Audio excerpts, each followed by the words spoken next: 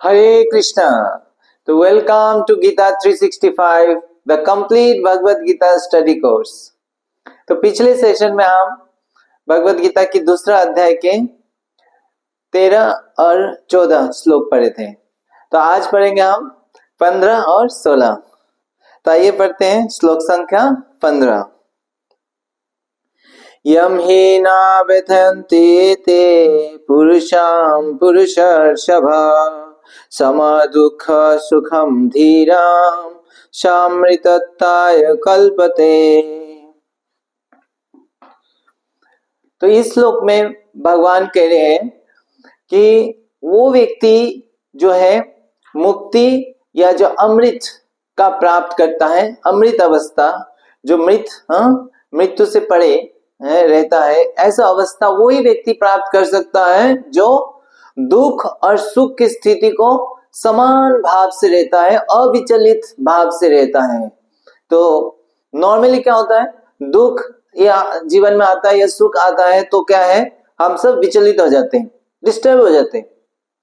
लेकिन भगवान कह रहे हैं अगर हमें सफलता प्राप्त करना है, जीवन के चरम लक्ष्य को प्राप्त करना है, तो क्या करना होगा कि इस सुख और दुख की जो डिस्टर्बेंस है उससे जो है ऊपर उठना होगा। तो ऐसा क्यों, अगर हम डिस्टर्ब रहेंगे तो क्या होगा?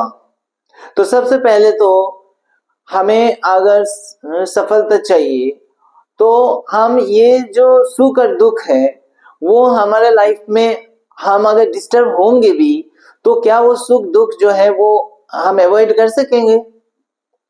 वो हम अवॉइड नहीं कर सकते। हम कितना भी प्रयास कर लें कि हमारे जीवन में दुख ना आए, तो हो सकता है हम अवॉइड कर सकते नहीं। तो वो पहले बात तो उसको हम अवॉइड नहीं कर सकते। जैसे पिछले श्लोक में भगवान ने कहा सर्दी गर्मी जो है वो सीजन की तरह वो आएगा जाएगा, और उसको हम कितना भी प्रयास कर ले, कितना भी अरेंजमेंट कर ले, ठंडी के समय हमें ठंडी लगती है। तो हमें ये जो है पहली बात तो यह है कि हम उसको कितना भी करके, कितना भी धनी व्यक्ति उसके जीवन में भी क्या होगा, कष्ट आएगा, तो हम उसको अवॉइड नहीं कर सकते, हम उससे बच नहीं सकते हैं। अब दूसरी बात है कि जब ये सुख और दुख आता है जीवन में, तब हम उससे अगर विचलित हो जाए तो क्या होगा? अगर हम विचलित हो जाए तो हमारे पास दो ऑप्शन है, विचलित हो या विचलित ना हो। तो विचलित हो जाएंगे तो क्या होगा, हमारा जो ड्यूटी है, जो कार्य हमें असली में करना है हमारे जीवन की सफलता के लिए, वो कार्य हम नहीं कर पाएंगे और उससे फिर हमारा जो लक्ष्य है वो प्राप्त नहीं कर पाएंगे। तो जैसे मान लीजिए एक स्टूडेंट है, वो एग्जाम हॉल में बैठा है, ठीक है। अब एग्जाम हॉल में मान लीजिए अभी गर्मी का मौसम है, ठीक है, और एग्जाम हॉल में क्या होता है कि जैसे 3 घंटा का समय होता है, तो उस समय वो लिख रहा है। अब मान लीजिए उस समय क्या है, लाइट चला जाता है या उसके ऊपर का जो फैन है वो खराब हो जाता है, तो उसको क्या होगा कि फैन खराब हो गया तो उसको गर्मी ज्यादा लगने लगा। तो अब उसके लिए क्या है, एक कष्टदायक स्थिति, गर्मी का स्थिति है। तो वो क्या करेगा उस समय, क्योंकि उसको तो लिखना है, 3 घंटा समय जो है बीतता चला जा रहा है। तो जब समय बीतता जा रहा है उसके पास दो ऑप्शन है। अब उसको लेके जो है वो फैन को ठीक करने में, कंप्लेन करने में, उसी में लगा दे, वही समय चला जाएगा उसी में, या वो डिस्टर्ब होके फिर परेशान हो रहा है और लिखे नहीं कुछ भी। तो वो जब डिस्टर्ब हो जाएगा इस चीज से, तो वो जो समय है, जिस समय में वो लिख सकता था, उसका एग्जाम के जो उत्तर लिख सकता था प्रश्न का, वो नहीं लिख पाएगा। वो अगर डिस्टर्ब हो जाएगा तो फिर क्या होगा, वो जो एग्जाम पास करके उसको जो जॉब मिलना था, जो है ना अच्छा करियर होना था, वो नहीं हो पाएगा। तो अगर वो डिस्टर्ब हो जाता है तो उसका ये फल है। लेकिन अगर वो उसको सहन कर लेता है, वो सहन कर लेता है, तो क्या फल होगा? तो अगर जो, और ज्यादातर आप देखेंगे जो अच्छे स्टूडेंट्स हैं वो उसको सहन कर लेता है, समझ लेते कि ये जो है क्या है, कुछ समय के लिए ही है, अभी तो थोड़ा सा समय एग्जाम हॉल का समय है, उसका तो बाहर चले ही जाएंगे। तो उस समय वो उस पे ज्यादा ध्यान ना देकर वो क्या करता है, वो लिखने लगता है, वो अपने लिखने में लगता है और उसको सहन कर लेता है, जो उसको गर्मी लग रहा है वो सहन कर लेता है। तो उसके फल से क्या होता है, सबसे पहले तो उसका समय का बर्बादी नहीं होता है और उसको जो लिखना है वो लिखते चला जाता है। और जब वो एग्जाम हो जाता है तो जब वापस बाहर आता है तो वो फुल्ली सेटिस्फाइड होके आता है। उसने जो है उसका गर्मी का उतना उसको कष्ट जो है वो रह नहीं जाता, वो तो खत्म हो गया, एग्जाम के बाद खत्म हो गया और उसको अच्छा रिजल्ट आएगा तो उसको कितना सेटिस्फेक्शन होता है। दूसरी बात, वो जब लिख रहा होता है, जब उसके माइंड उसके लिखने में है तो उस समय उसका इतना एब्जॉर्ब हो जाता है उत्तर लिखने में, उसको जो गर्मी है उसको महसूस भी नहीं होता है। होता तो है गर्मी, गर्मी लग रहा होता है, उसका पसीना हो रहा होता है, लेकिन फिर भी उसको वो कष्ट उतना डिस्टर्ब नहीं करता है क्योंकि वो एब्जॉर्ब है लिखने में। तो इस तरह से अगर वो सहन करके अपने असली लक्ष्य में फिक्स रहता है तो ये चीजें उसको डिस्टर्ब भी नहीं कर पाता है। लेकिन अगर वो स्टूडेंट जिसको मान लीजिए आता ही नहीं, क्वेश्चन के आंसर नहीं आता है, तो वो क्या करेगा, वो बहुत डिस्टर्ब हो जाएगा, गर्मी है ये वो है, बहुत डिस्टर्ब होके कंप्लेन करता रहेगा, है कि नहीं। तो उसी तरह हम देखते हैं इस संसार में भी जो लोग अपने जीवन के लक्ष्य पे फिक्स नहीं है, जो भगवान को प्राप्त करना और जीवन को जो है अच्छी तरह से चलाना और इस जीवन के बाद भगवान की धाम में शाश्वत जीवन को प्राप्त करना, उस लक्ष्य में अगर फिक्स नहीं है तो वो लोग क्या होते हैं, थोड़ी थोड़ी चीजों से डिस्टर्ब हो जाते हैं, छोटी छोटी बातों से झगड़ा करने लगते हैं, बहुत परेशान हो जाते हैं क्योंकि उनका असली लक्ष्य में फिक्स नहीं है। और छोटी छोटी चीजों से परेशान जब हो जाते हैं तो वो कैसे अपने जीवन के असली चीज को प्राप्त कर सकते हैं। तो इसलिए भगवान कह रहे हैं उसके लिए ये एक क्वालिफिकेशन बहुत आवश्यक है कि हम सुख और दुख से प्रभावित ना हो, उससे विचलित ना हो। ठीक है, तो अब ये तो समझ में आता है कि दुख में हम विचलित ना हो क्योंकि विचलित होने से डिस्टरबेंस होता है। तो सुख का भी क्यों बात किया कि सुख में भी विचलित नहीं होना। तो ये कोई प्रश्न पूछ सकता है कि सुख में भी विचलित हो जाते हैं क्या हम लोग। हाँ, सुख में हम ज्यादा विचलित हो सकते हैं और सुख में हमें जो है कंट्रोल रखना ये डिफिकल्ट है। कि मान लीजिए जो है कोई जो है स्टूडेंट है, वो पढ़ रहा है, अब उसमें कोई मान लीजिए क्रिकेट मैच हुआ या और उसमें जो उसका जो जिस दल को सपोर्ट कर रहा है वो जीत गया, तो उसको तो खुशी है, तो खुशी है, लेकिन उस खुशी की वजह से अगर उसको बोले आज तो खुशी है आज हम पढ़ेंगे नहीं, तो वो खुशी को सेलिब्रेट करने में उसका पढ़ना बंद हो गया। तो उसी तरह से कुछ ना कुछ होता रहेगा, जब खुशी मिलती है कोई ना कोई कारण से उसको खुशी मिलती है तो उस खुशी से वो इतना वो हो जाते हैं कभी कभी हम कि उस दौरान हमारा जो असली कार्य है वो हम नहीं कर पाते हैं, है ना। इसीलिए अक्सर कहा जाता है जो छोटा सक्सेस है, small success can be enemy of real success.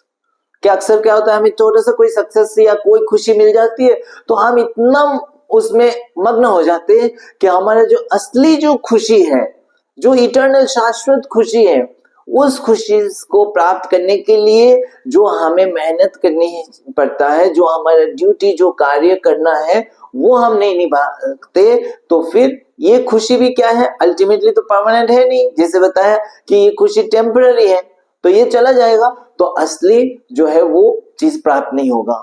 तो अगर स्टूडेंट इस तरह से हर रोज कुछ छोटी छोटी इस बातों की खुशी से पढ़ाई छोड़ दे, पढ़ाई नहीं करे, तो क्या होगा, एक टाइम के बाद ये खुशी तो खत्म हो जाएगा। जैसे उसकी जो एग्जाम आएगा, जैसे उसकी पढ़ाई के समय चला जाएगा तो उसके बाद ये खुशी भी चला जाएगा, लेकिन उसको रियल जो खुशी मिलना था एग्जाम के बाद अच्छा कैरियर का वो नहीं मिल पाएगा। तो इसी तरह मनुष्य जीवन में हम जो है ये खुशी दुख ये सब आता है और उससे अगर हम डिस्टर्ब होंगे तो हमारा जो रियल लक्ष्य है भगवान को जानना, भगवान को प्राप्त करना, उससे हम डिविएट हो जाएंगे और उससे क्या होगा, जैसे जीवन का अंत होगा ये सारे चीज क्या हो जाएगा, समाप्त हो जाएगा। तो इसीलिए भगवान कह रहे हैं कि जो अमृत का प्राप्त करना चाहते हैं, मृत्यु को जय करना चाहते हैं, उनके लिए ये क्वालिटी बहुत आवश्यक है कि सुख और दुख हर स्थिति में समान भाव रह के अपनी जो लक्ष्य है उस पर फिक्स रहना। तो एक भजन में बहुत सुंदर बताया गया है कि शीत आतप बात वरिशन ए दिन जामिनी जागिरे विफल से विनु कृपन दुर्जन चपल सुख लव लागिरे। कि मेरा दिन कैसे बीत जा रहा है, कभी ठंडी में शीत आतप बात वरिशन, कभी ठंडी में, कभी गर्मी, कभी बरसात। तो हम अगर कुछ सोचा है कि भगवान की भक्ति करना है, भक्तों की संग करना है, ग्रंथ का अध्ययन करना है, भगवत गीता को पढ़ना है, लेकिन क्या है, एक दिन बहुत ठंडा है तो आज नहीं जाएंगे मंदिर, आज तो मन नहीं कर रहा है, इतना ठंड में कौन जाता है, तो नहीं जाएंगे। फिर इतना गर्मी है, नहीं जाएंगे। आज इतना बरसात हो रही है, कैसे इसको करेंगे, छोड़ देंगे। फिर कभी दुख आ गया, कभी सुख आ गया, तो इस तरह से एक के बाद एक दिन बीतते चला जाएगा और हमारे जो असली भक्ति है वो नहीं हो पा रहा है। तो ये जो है जो चपल छोटा सा सुख है कि बरसात में अभी यहाँ पे रहने में अच्छा लग रहा है घर के अंदर, तो ये जो चपल तुच्छ सुख है, उस सुख के लिए क्या है, हमारे जो असली सुख है उसको हम खो दे रहे हैं। तो इसीलिए भगवान कह रहे हैं ये महत्वपूर्ण क्वालिटी है कि अगर कोई वास्तव में जीवन की सफलता चाहते हैं, भगवान को प्राप्त करना चाहते हैं, तो इस चीज को हमें अभ्यास करना है कि सुख और दुख ये तो आएगा ही आएगा, वो दोनों स्थिति में हम फिक्स रहे, इतना विचलित ना हो कि हमारा जो भक्ति का कार्य है उससे हम जो है डिस्टर्ब हो जाए और वो कार्य को ना करें। तो हर स्थिति में हमें फिक्स रह के हमारा कार्य को करते रहना है। ठीक है, तो अगले श्लोक में चलते हैं, देखते हैं क्या बोलते हैं भगवान। तो श्लोक संख्या 16। नासत विद्यते भाव ना भाव विद्यते सता उभय अपि दृष्टान्तस्त अनस्तत्तदर्शिभिः। तो इस श्लोक में भगवान कह रहे हैं जो तत्वदर्शी, जो ट्रुथ को, सत्य को जानता है, उन्होंने ये कंक्लूजन दिया है। वो इस कंक्लूजन में पहुंचा है कि क्या कंक्लूजन है, दो कंक्लूजन है, दो पार्ट है उसका। पहले तो जो नासत विद्यते भाव, जो ये शरीर है असत, ये टेम्पररी है, क्षणस्थायी है। ये शरीर जो है कभी भी हमेशा रहेगा नहीं, कितना भी करे ये शरीर अल्टीमेट अंत हो जाएगा। और ना भव विद्यते सतो, जो सत्य है, जो आत्मा है, जो शाश्वत है, उसका कभी नष्ट नहीं होगा। तो ये दो पार्ट है कि ये शरीर क्या है, अनित्य है। ये संसार, ये शरीर के संबंधित जो भी चीजें ये अनित्य है और ये क्षणस्थायी है। और जो आत्मा है और आत्मा की संबंधित जो चीजें वो सारे क्या है, शाश्वत है। तो ये ट्रुथ, इसको जो समझ गया वो वास्तव में ज्ञानी है। तो जो भी हम ज्ञान प्राप्त कर रहे, जितने भी चीजें, वो सारे ज्ञान का जो अल्टीमेट कंक्लूजन है वो ये थी दो चीजें। और वो दो चीज जो है अगर हमने अच्छे से समझ लिया तो हमारा जीवन सफल हो सकता है। तो ये क्या है, पहला ये जो शरीर है, ये जो हम भ्रम में ना रहे कि ये शरीर रहेगा हमेशा के लिए।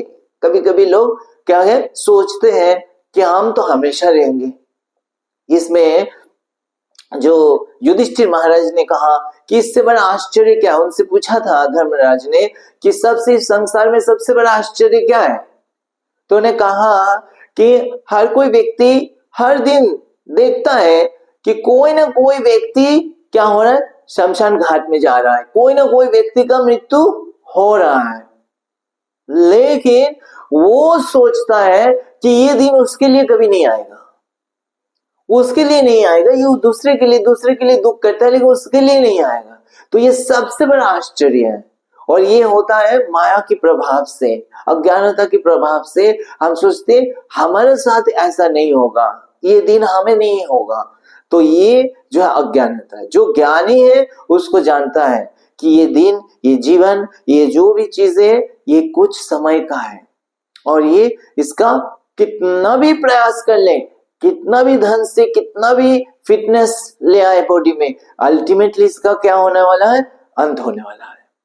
लेकिन क्या चीज जो है नष्ट नहीं होगा, वो है आत्मा, सोल, जो हम लोग का असली परिचय है। तो वो फिर उसके लिए कार्य करता है कि आत्मा के लिए। तो ये पता लगेगा कोई व्यक्ति जानता है कि नहीं जानता है इस ज्ञान का सत्य को, तो उसके एक्शन से पता लगता है। तो एक श्रील भक्ति विनोद ठाकुर एक भजन में गाते हैं कि जीवन अनित्य जानह सार, ये सारे एसेंस है, ये जीवन अनित्य है। तो अगर जान गया तो करना क्या है ना। और इसमें क्या है, ताहे नानाविध विपद आभार, इस जीवन में अलग अलग प्रकार के डेंजर है, कभी भी कुछ हो सकता है, कोई गारंटी नहीं कितना समय तक रहेगा। और फिर करना क्या है, तो फिर नाम आश्रय करी थाको जतने तुम्ही थाको आपन काजे। तो इसीलिए तुम असली आश्रय ले लो, किसका, जो शाश्वत है, क्या है, भगवान के नाम। तो नाम आश्रय करी और केयरफुली उसके आश्रय ले लो जो शाश्वत है, तो उससे फिर जीवन सफल होगा। तो प्रभुपाद तात्पर्य में बताते हैं कि असली ज्ञान जो है वो है कि हम अपने सोल, अपने बारे में जाने। ये शरीर तो टेम्पररी, शरीर के बारे में ज्ञान जो है वो अशाश्वत ज्ञान है। असली ज्ञान आत्मा के विषय में, और आत्मा के विषय में ज्ञान मतलब हम भगवान के साथ आत्मा का क्या संबंध है, हमारा भगवान के साथ क्या संबंध है, उस संबंध को एस्टैब्लिश करना, यही हमारे जीवन का असली कार्य है। और वही चीज हमारे पास रहेगा जब ये जीवन, ये शरीर जब नष्ट हो जाएगा। तो अल्टीमेट जो भी हमारे पास रहना है वो केवल भगवान के साथ हमने क्या संबंध इस जीवन में स्थापित कर पाया वही रहेगा। बाकी शरीर के साथ जो भी चीज हमने प्राप्त किया है, धन हो, घर हो, कोई भी परिवार हो, या कोई फेम हो, कोई पोजीशन हो, पावर हो, वो सारे क्या है, जैसे ये शरीर नष्ट हो जाएगा तो सारी चीज नष्ट हो जाएगा, चला जाएगा। केवल वही रहेगा शाश्वत जो हमारा भगवान के साथ क्या संबंध है। तो इसीलिए जो बुद्धिमान है वो इस चीज को अच्छे से जानता है और वो अपना जीवन इस ज्ञान के आधार पर चलाता है। तो हमें उससे पता लगेगा कोई व्यक्ति जानता है कि नहीं कि वो जीवन में कैसे कार्य कर रहा है, वो आत्मा के लिए कार्य कर रहा है, जो भगवान के साथ संबंध बनाने के लिए कार्य कर रहा है, जो अल्टीमेटली शाश्वत है, इटर्नल है, या वो केवल शरीर के लिए कार्य कर रहा है। उसको देख के पता लगेगा कि वो व्यक्ति सही में ज्ञानी है या नहीं। तो यहाँ पे भगवान कह रहे हैं कि ज्ञान का जो है कंक्लूजन ये है कि ये समझना कि ये जीवन अनित्य है, ये शरीर अनित्य है, और आत्मा और भगवान के साथ जो है उसका संबंध है वो नित्य है, वो शाश्वत है। तो जीवन को वास्तव में उसी के लिए करना है जिससे ये जीवन जो है हम शाश्वत चीज को प्राप्त करें, जो हमें कभी खोना नहीं पड़े। तो इसके माध्यम से भगवान यही कह रहे हैं अर्जुन को कि अगर तुम उनको वध नहीं भी किया तो भी ये शरीर तो नष्ट हो जाएगा, लेकिन ये शरीर नष्ट हो जाएगा, लेकिन उनका जो आत्मा है वास्तव में वो जो है वो कभी नष्ट नहीं होगा। इसीलिए तुम अपना इस शरीर को सोच के, शरीर के बारे में आसक्त होके तुम अपना जो धर्म है उसको त्यागना नहीं है। ठीक है, तो ये बहुत महत्वपूर्ण श्लोक है। तो अभी हम यहाँ पे विराम देते हैं, अगली सेशन में हम पढ़ेंगे श्लोक संख्या 17 और 18। तो आप लोग वो 2 श्लोक पढ़ के आइए। तब तक हरे कृष्णा। ग्रंथराज श्रीमद् भगवद गीता की जय। जगत गुरु श्रील प्रभुपाद की जय।